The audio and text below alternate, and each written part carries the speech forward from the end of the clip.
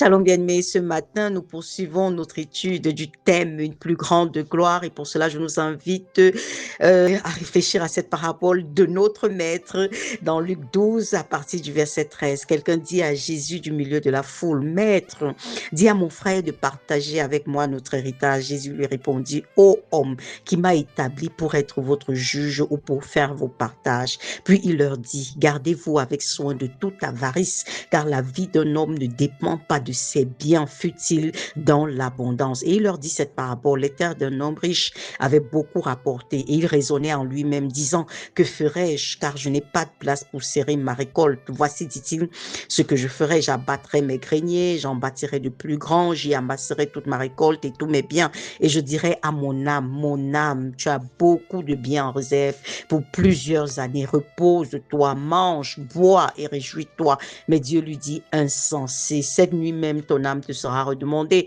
et ce que tu as préparé, pour qui sera-t-il? Pour qui cela sera-t-il? Il en est ainsi de celui qui amasse des trésors pour lui-même et qui n'est pas riche pour Dieu. Vous voyez ça?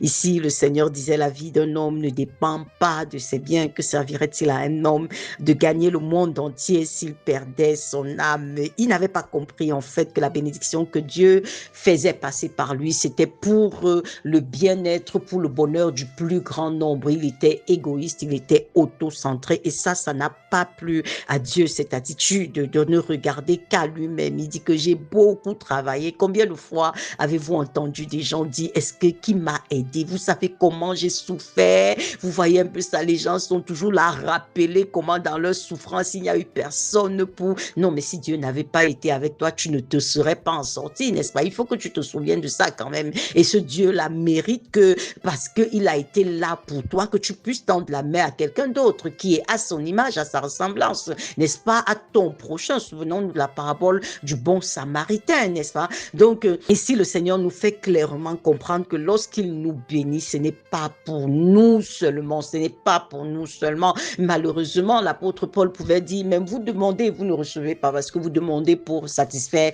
vos propres convoitises. Très souvent, le Seigneur, lorsqu'il nous regarde agir avec le peu qu'il nous a donné, comprend qu'il peut même pas nous faire confiance avec beaucoup plus, parce que même déjà dans le peu là, tu vois, on est souvent tellement radin, on se dit que non, si je donne ça. Souvenez-vous de la veuve de Sarepta, lorsque Élie envoie, le Seigneur envoie le prophète Élie vers la veuve de Sarepta. Elle dit qu'il ne me reste qu'un peu de farine et un peu d'huile, et je vais manger, c'est le dernier repas pour mon fils et moi, et après nous attendons la mort. Et qu'est-ce que le prophète lui a dit? Va, fais ça et viens me donner, et on verra la suite.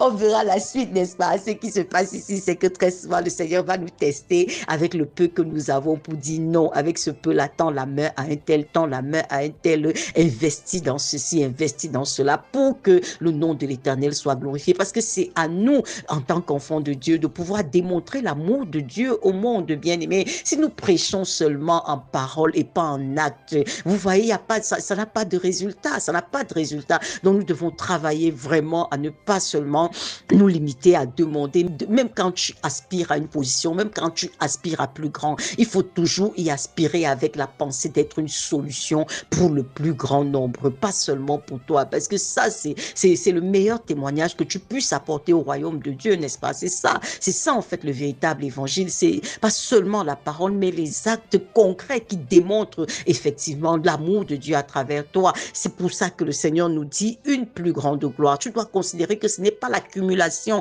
Ce monsieur n'avait pas compris que le problème, Dieu ne lui donnait pas ça pour accumuler. Il n'avait pas compris qu'en fait, il y avait quelque chose de meilleur qui l'attendait là-haut dans une éternité. Il y avait une éternité de gloire devant lui. Si seulement il savait bien utiliser ce qui était entre ses mains maintenant. Qu'est-ce que nous faisons de notre argent, de la position dans laquelle Dieu nous a placés, bien-aimés? Est-ce que nous investissons vraiment ça pour le royaume de Dieu? Parce que c'est vraiment un investissement, n'est-ce pas? Quand on prend à cœur la cause de Dieu, la cause de notre prochain, la cause du royaume de Dieu, c'est un investissement pour le siècle à venir, et nous devons travailler à ça. Gardons vraiment cette parabole à cœur, et ne soyons pas de cela que Dieu va taxer d'insensé en voyant la façon dont nous gérons ce qu'il a placé entre nos mains. Mon ma, on est tellement attachés à ce que nous possédons. Non, ce n'est pas la pensée de Dieu, bien-aimé. Que que tu puisses être une source de bénédiction que Dieu utilise pour la multitude. Je peux t'assurer que si tu démontres à Dieu qu'il peut te faire confiance avec ses biens incertains, en étant quelqu'un qui se positionne pour être une solution pour plusieurs, le Seigneur va seulement t'amener de gloire en gloire dans ce monde-ci et certainement dans le siècle à venir. Shalom, bien-aimé.